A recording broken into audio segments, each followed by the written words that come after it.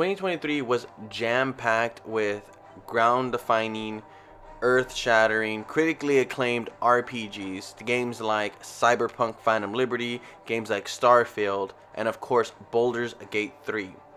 2023 was an amazing year for RPG fans, and the king of them all, one that kind of is synonymous with the name RPG, or at least JRPG, Final Fantasy.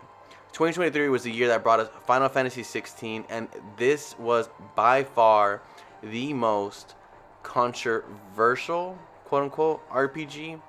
And I say that because there's kind of been this long, I guess not necessarily long, but there's been this debate since the game launched about how RPG is this game. And did, Square Enix really give away Final Fantasy? Have they lost track of what Final Fantasy was?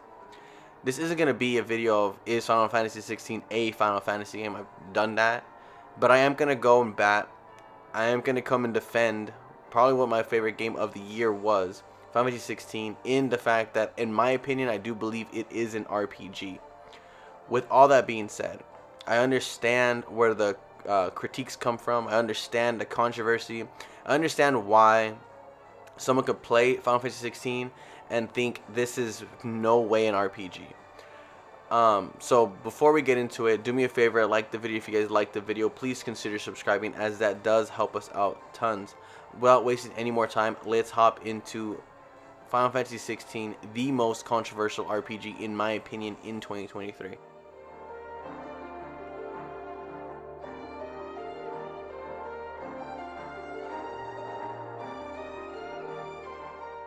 It's easy to look at Final Fantasy 16's combat system and say that that's probably the driving force in this whole debate of how RPG is Final Fantasy 16, is it even an RPG, etc.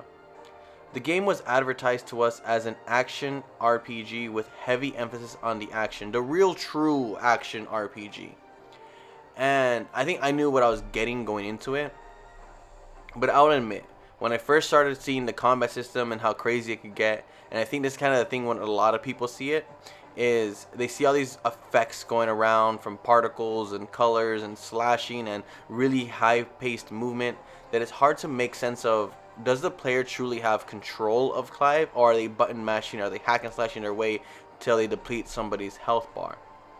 Now, I get that, and I think there's an argument to be made that, yeah, sure, you can probably play the game that way, and you could probably even get really far if you're just smashing buttons and, changing between icons, etc. But I don't think you would really be feeling the full effect of what this game has to offer. I think that'd be a similar scenario of old school turn-based RPG and someone just pressing, the confirm button through the menus to get through enemy fights. I think it's very similar in this case where, sure, you can mash attack and eventually you'll win a fight if you dodge enough and just a mash attack. Sure. But you'd be robbing yourself of some of the most in-depth combat system I think I've ever experienced in a game, and I think there's a lot of people who would go to bat for that. I think when you look at the combat system of Final Fantasy 16, it is an action game 100%. I think it is probably one of the most action adventure games I think I've ever seen. Well, where does the RPG elements come in? And I think this is what really throws a lot of people off is, sure, I wouldn't say there's RPG elements in the traditional sense. I think when you traditionally think of an RPG, you think of, changing out equipments, changing out different weapons, status ailments, elemental weaknesses, where you can kind of buff up your stats, min-max if you want, change jobs, etc. Those are your more traditional style RPG elements, I guess, at least when it comes to a leveling up point of view. And yeah, sure, Final Fantasy 16 doesn't have the most in-depth accessory system. It doesn't have the most in-depth leveling up system. And I don't think that's where the RPG elements come into Final Fantasy 16. I think when you first go through the skill tree, you might think of it as light. But I think as the skill tree progresses and grows and you have multiple different icons and different places to put your skills, I think that's where the RPG elements really, really shine. I think that's where we could see the in-depth combat system that the developers of the game kind of envisioned. And the way it lets you kind of control Clive better, specifically the different icons. And then when you mix and match it with accessories that can help buff out that specific skill set that you have, I think that's where this game really, really shines and really, really shows its RPG elements. Now, again, argue if you want, disagree with me if you want. This is just my opinion, the way I see it on the RPG-ness of Final Fantasy 16. I think when they say this is the first true action RPG, I think they meant that the RPG elements are baked into the action combat. At least that's my take on it. That's how I feel when I play this game. Because as someone who like experimented a lot with the different icons, with which icon abilities I felt were the best, and then really kind of finding ways to max out the damage calculator on that, whether it be, throwing out a lightning rod and then, doing Garuda's little slash thing, stuff like that I think kind of like build off of each other. And then when you really start to like, I guess you can call them classes. I guess the icons are just classes if you want to like look at it that way. And then investing skill points into that specific role or class would be the same thing as just like gaining new skills, and then as well as kind of buffing it out. I think, sure, there is just a regular leveling up system that just happens over time that levels up your, defense and attack. And I think that's stuff that we're used to seeing in RPGs, is saying, what's Clive's strength? What's Clive's HP? What's Clive's defense, etc. And I think the thing that I think throws some people off is the fact that their main focus isn't your leveling up as far as level 1, level 2, level 3. None of that stuff necessarily matters. You're going to level up naturally throughout the game. There was never a moment in this game where I felt like I had to grind out levels, because that wasn't the focus of the game. There were moments where I had to readjust where I put my skill sets, where I put my skill points in the skill tree, readjust which icons I had equipped to a battle. Stuff like that I felt like really played into personalizing my experience for Final Fantasy 16. And when I see like combo videos or like other videos of people playing Final Fantasy 16, it's really interesting to see the icons that they kind of gravitate towards versus the icons that I gravitated towards. And I think, this is where, again, another part of the RPG element comes in for me. When I think of an RPG, and everyone's gonna have a different take on, I think, the term RPG, because I think it's kind of become one of those vague genres that every game has, quote unquote RPG elements. But what really makes a game an RPG for me is the ability to kind of personalize your experience to some degrees, right? To varying degrees. Obviously, something like Baldur's Gate 3, which came out this year, is the most raw example of, I think, an RPG, where from the character narrative is completely up to you, your class, the way your character looks, where you want to put your stats, etc. I think all that stuff, sure, that is the most traditional, and I think that's when we think of RPGs, that's what we think of, which makes sense. I'm not going to argue that part, because those are obviously RPGs. But I think the main thing about it is the fact that you're able to kind of like move levers and kind of play around with the character's different abilities that really make RPGs stand out. I think even if you go back to like Final Fantasy V, which is very, Final Fantasy 16 is very heavily inspired on the Final Fantasy V job system. If you go back to Final Fantasy V, the jobs were way more important than your actual level.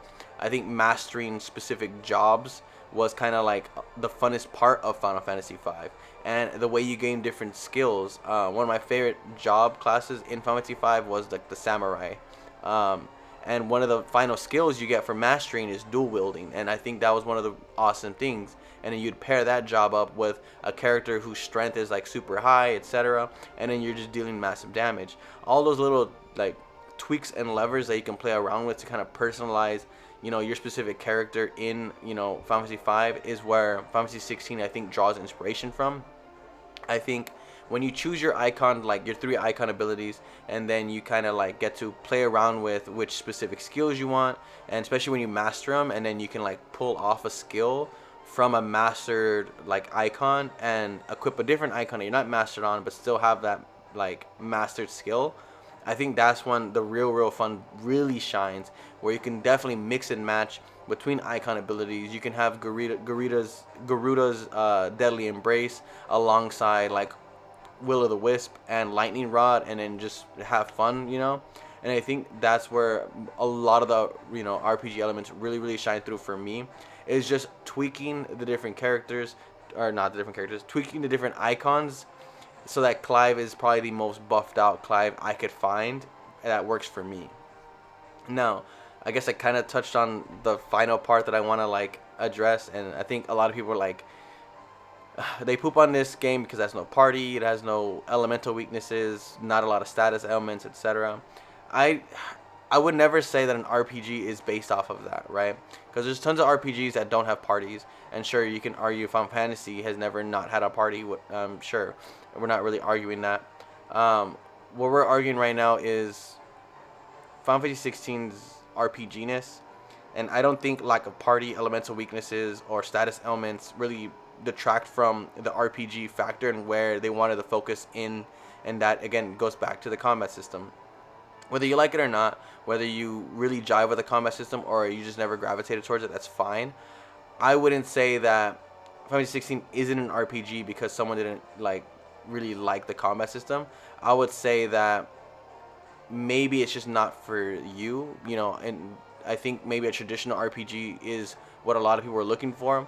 I think when we first saw the trailers for Final Fantasy 16, a lot of us were like hyped because a lot of us were like, this is looks like a return to form for Final Fantasy. This looks like it's going to be doing things the way, we really liked with the high fantasy, etc.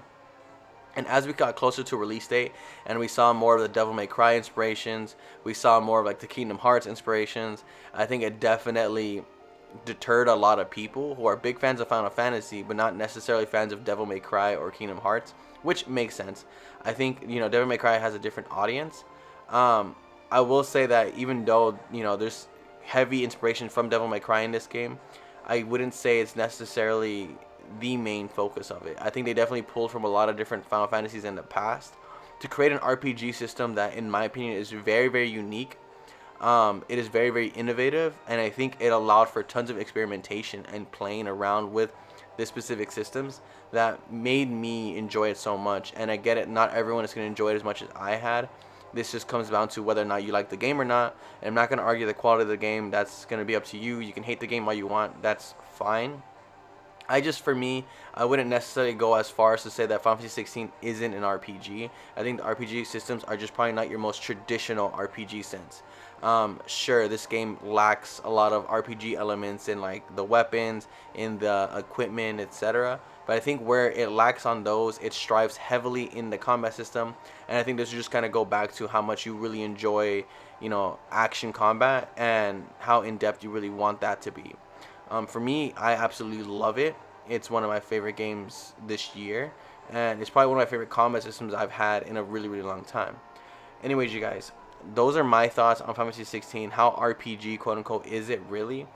For me, it's a true action RPG. It's probably, when I think of an action RPG, Final Fantasy 16 is going to be where I kind of judge them off of now, just because of the actual action combat in it is so immersive and it's so in-depth that I've never really played an action RPG with this in-depth combat system